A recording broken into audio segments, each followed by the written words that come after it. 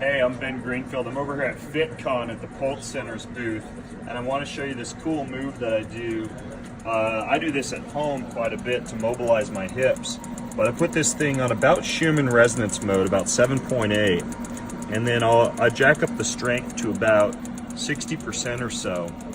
I use the square pad, and this is not the most comfortable hip mobilization that exists because you can really feel this thing just driving in your hips. It's a pretty high intensity frequency, but once you stand up from doing what I'm about to show you, your hips just move like gangbusters.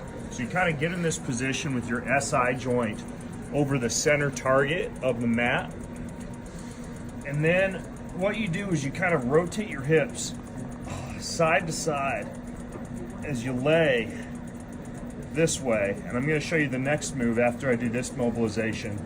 But a lot of times you'll feel stuff kind of crack and pop in your hips as you rotate side to side, because one of the things that happens is all your muscles just kind of melt and relax. So if you have tight hips, if you're a runner, if you lift weights, you do a lot of squats, deadlifts, stuff like that, this can really help to mobilize those areas. Also, if you have like a tight psoas or iliacus, I'm going to show you the move that you do after this as kind of a 1-2 combo.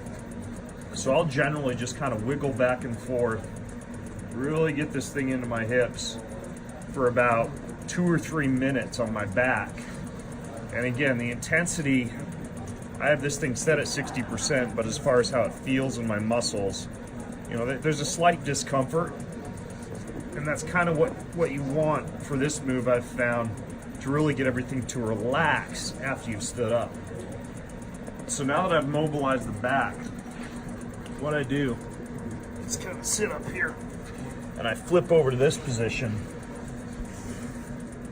face down, and you kind of get your crotch and psoas iliacus area just right over the top of this pad.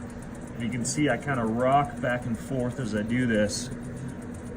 And another move that you can do as you're on here is you can just kind of take one leg and lift it, and take the other leg and lift that one, and it kind of targets the opposite side.